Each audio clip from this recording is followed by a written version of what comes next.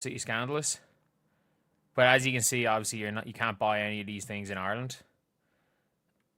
45 these So Win t-shirts from downtown, from my town. I don't know. Like, I just think a t-shirt with a random t-shirt with a logo on it for $40 is a bit crazy. It's like I'm not the biggest fan of these t-shirts. I think this logo will have some cool merch. So when the merch eventually gets released, it'll be cool if it's available in Ireland. That is. Nike's recent launch of Caitlin Clark's signature logo and merchandise has revealed significant gaps in the company's global distribution strategy. Despite marketing Clark as an international ambassador for basketball, the newly unveiled emblem has received mixed reactions from basketball enthusiasts worldwide. While some find the design increasingly appealing over time, drawing comparisons to LeBron James's branding style, others maintain that alternative athletes like Angel Reese possess superior logo designs. The Clark emblem ranks somewhere in the middle tier of Nike's athlete signatures, neither surpassing LeBron's design quality, but falling short of legendary brands like Kobe Bryant and Michael Jordan. Most observers agree it significantly outperforms A'ja Wilson's current branding, while remaining secondary to Sabrina Ionescu's established look. However, the most striking issue emerges around product accessibility and pricing strategies. If it's available in Ireland, that is. So, you can see here, Caitlin's upcoming logo collection will include essential t-shirts, yada yada. Her first signature shoe and apparel line will debut in 2026. As a Nike athlete since 2022. A navy and blue or yellow Caitlin Clark logo shirt will be available in North America starting September the 1st, Nike.com. The rest of her logo apparel will launch October the 1st. And maybe, hopefully, there's something good in the logo apparel, and I can find a way of getting it from the States, getting someone to, ship, and bite the. The initial merchandise release features a basic t-shirt priced at $40, which has sparked debate about value proposition for international consumers. This pricing becomes particularly contentious when combined with geographic restrictions that prevent overseas purchases entirely. European customers attempting to access Caitlin Clark merchandise through Nike's regional websites encounter complete unavailability. The company's European WNBA selection remains drastically limited, offering only children's hoodies, basic shorts, and select A'ja Wilson footwear. No merchandise exists for other prominent players like A'ja Wilson apparel or Sabrina Ionescu products, leaving international fans with virtually no options. This limited availability creates an ironic contradiction with Nike's official marketing language. Ship, and bite the import duty. If there's something actually cool. But, like, if you guys don't know, so if you go to Nike, I'm going to go to Nike.ie. Just make sure it doesn't accidentally, bring up my address or anything. Nope, we're good. So, if you type in WNBA, I kid you not, this is what you're getting for the WNBA on Nike in Europe. Company statements describe Clark as serving as a global ambassador for basketball, emphasizing her worldwide impact and international fan base growth. Yet the merchandise launch restricts sales exclusively to North American markets, undermining claims of global engagement. The geographic limitations force international supporters to pursue alternative acquisition methods, often involving complex shipping arrangements and substantial additional costs. Import duties, taxes, and international shipping fees frequently double the original purchase price, making $40 t-shirts cost upwards of $80 for overseas buyers. These financial barriers significantly limit access for international fans who have supported Clark throughout her career development. Product availability challenges extend beyond Clark's merchandise to broader WNBA representation. You are getting a pair of shorts, a hoodie for your kids. You're getting some A'ja shoes. Ooh, I do like these, I have to say. I do like these. I don't need a pair of shoes. But no, these ones are sick. I love the A'ja Wilson shoes, by the way. Like, I'm such a big fan. Well, that's it.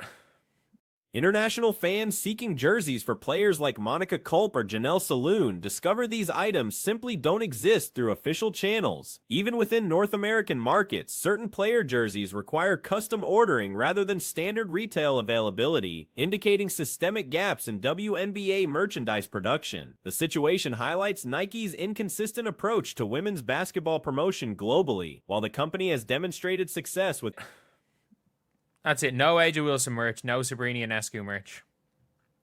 That's all you're getting on Nike. So, Nike said this whole thing about, in one paragraph, they described Caitlin Clark as a global ambassador.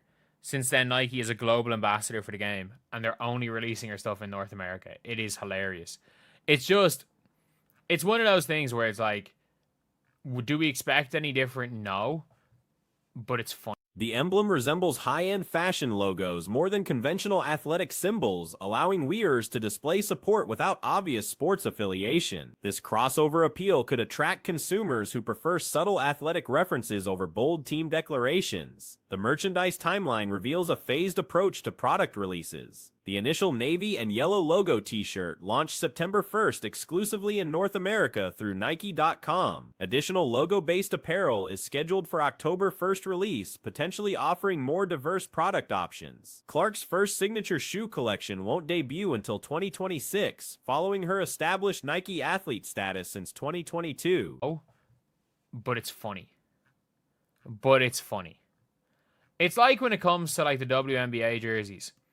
Like, half of the, like, there's a bunch of ones that, like, and I do want to shout out everyone.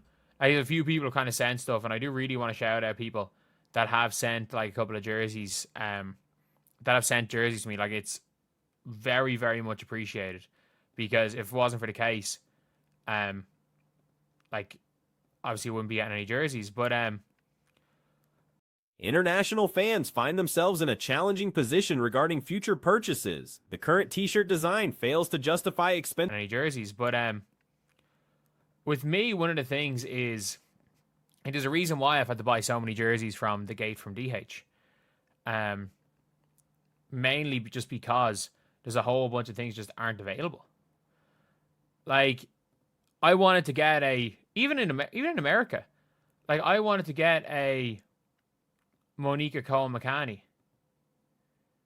A Monica Cole-McCanny jersey, and I'm like,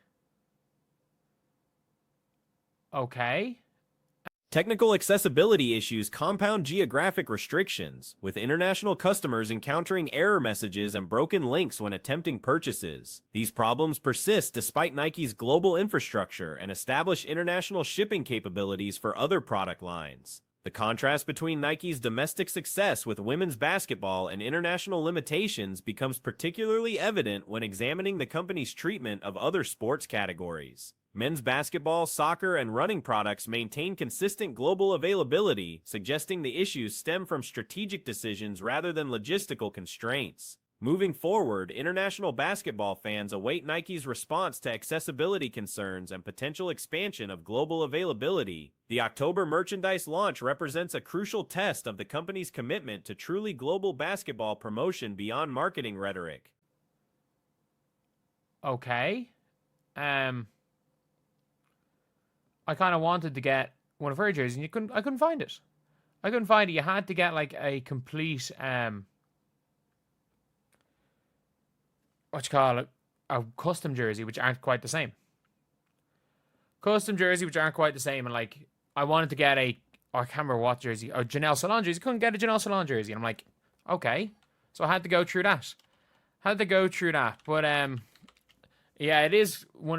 The situation ultimately reflects broader challenges in women's sports merchandising, where domestic market focus often overshadows international opportunities despite growing global interest and engagement. Clark's widespread appeal presents Nike with significant potential for international expansion if the company chooses to pursue comprehensive global distribution strategies. Current tensions surrounding WNBA contract negotiations have raised concerns about the league's future trajectory. Key players like Satu Sabely have become vocal critics critics of league policies, particularly regarding competing basketball organizations and scheduling demands. The emergence of Unrivaled, an alternative professional women's basketball league, has created complications for WNBA operations. No business being involved because, well, they own another professional women's basketball league, and there's still people that don't understand the conflict of interest there. They're direct competitors to this league. I mean, and to a lesser extent, bowling is a competitor. All right? Because it's on television and could, in theory, compete against the professional sports league. The other, for that matter, the reruns of the big. League officials express concern about potential conflicts of interest as Unrivaled represents direct competition for talent, viewership, and resources. This competitive dynamic has intensified as WNBA salaries have increased significantly. Historical context reveals the WNBA's ongoing financial struggles. The league has operated without generating profits for most of its existence, relying on ownership investment to maintain operations. This reality contrasts sharply with player demands for increased compensation and revenue sharing comparable to other professional sports leagues. Big Bang Theory are competitors. Why? Because, well, the WNBA's on, or you got a choice, you can watch the Big Bang Theory. That's a competitor. Yeah, I mean, you think an actual professional basketball league is not, well, they're not on at the same time. The players can get injured and therefore not fulfill their duties that they signed their contract for the WNBA owners. This is turning into a recent attendance surges and media attention, largely attributed to rookie sensation Caitlin Clark, have generated unprecedented interest in women's professional basketball. Television ratings have reached new heights, ticket sales have increased substantially, and merchandise revenue has expanded dramatically. These improvements led to enhanced media rights agreements and increased league valuations. However, current contract negotiations threaten to undermine this positive momentum. Players have reportedly rejected salary offers representing 4 times their current compensation levels. This is turning into a mess. And some of these players refuse to keep their mouths shut. And they're upset because the league doesn't want Unrivaled to interfere with the WNBA. I don't blame them. I don't blame these owners for that. Well, why wasn't it an issue before? Because they weren't paying as much money as they're about to. The primary disagreement centers on revenue sharing percentages and league policies regarding outside competition. Sabaly's public statements highlight player frustrations with scheduling practices, particularly back-to-back games. She argues that such arrangements compromise player safety and performance quality. Critics counter that professional athletes in other sports routinely manage similar scheduling challenges without comparable complaints. The safety argument becomes complicated when considering player participation in alternative leagues. If this is representative, and we're going to listen to this clip, but if this is representative of how the other WNBA players are thinking in this negotiation, then turn off the lights, the party's over. Because it's absurd. They don't get that they've never turned a profit. They don't seem to care either. I don't get that. Really and truly, the owners could come back and say, you know what? Many WNBA athletes compete internationally during the offseason or participate in newer domestic leagues like Unrivaled. This additional playing time potentially increases injury risks while fulfilling contracted obligations to WNBA teams. Financial disparities between the WNBA and NBA owners could come back and say, you know what? We want to actually subtract a percentage or two from that revenue share, so we can start recouping all the money we've lost for the last, oh no, we can't do that. Yeah, there's a world, hey, they ought to come out and be like, we want to start recouping a percentage of that money we've lost the last 27 years, 26 years. They could do that. If they wanted to play hardball. Ownership perspectives emphasize their substantial financial investments in maintaining league operations. For decades, team owners have absorbed losses while supporting player salaries and league infrastructure. As salary levels increase dramatically, owners naturally seek greater control over their investments, including restrictions on outside competition participation. Player marketability remains a significant factor in determining individual earning potential through endorsements and sponsorship opportunities. Some athletes have successfully leveraged their personalities and performance into lucrative deals, while others struggle to generate similar commercial interest. They could do that. If they wanted to play hardball, these owners could be like, we've literally been burning money, keeping this league alive. Satu Sabali running her mouth again. I wasn't aware that they already publicly announced that. I mean, that's wrong. I made more money at Unrivaled than excluding this year in my entire WNBA career, so that's not right.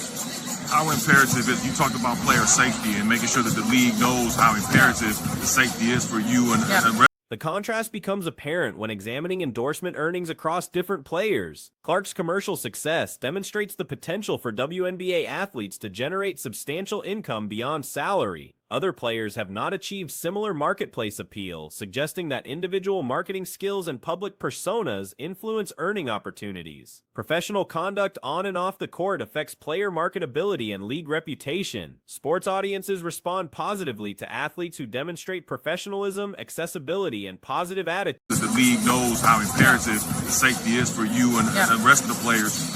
For you specifically, what do you want them to know that they're not comprehending or not really getting across as far as what you all want to do? Yeah, and you know what? Let me clarify that. I'm aware that at some point we might have to play a back-to-back game, but after, for example, like 5 games and 8 days to slap a back-to-back, it's a lot. We know that we're... That's right. I forgot. She's been bitching about back-to-back games, like every other professional league has to play. Players who appear confrontational or difficult may struggle to build fan bases necessary for commercial success. Current negotiations reflect broader tensions between traditional sports business models and evolving player empowerment movements. Athletes across various sports have gained increased leverage in recent years, demanding greater control over their careers and compensation structures. The WNBA's unique position as a developing professional league complicates these dynamics. Unlike established leagues with decades of profitable operations, the WNBA must balance player demands with fundamental business sustainability requirements. Other professional league has to play. I mean, pay us like professionals, but we don't want to act like professionals. And her attitude is foul, just like a lot of these other attitudes. And it's a hard sell to the owners and to the fans to be like, oh, we're worried about safety. Well, if you're worried about safety, do you think we're worried about you going and playing in another league where you could get hurt? Fan support has grown substantially, but this growth depends partly on maintaining positive league image and competitive product quality. Extended labor disputes or public conflicts between players and management could potentially damage the goodwill generated by recent success. The involvement of competing league representatives in WNBA player advocacy creates additional complications. Unrivaled officials have financial incentives to encourage WNBA player dissatisfaction, as this could benefit their alternative league's recruitment efforts. Deadline pressures for contract resolution add urgency to these negotiations.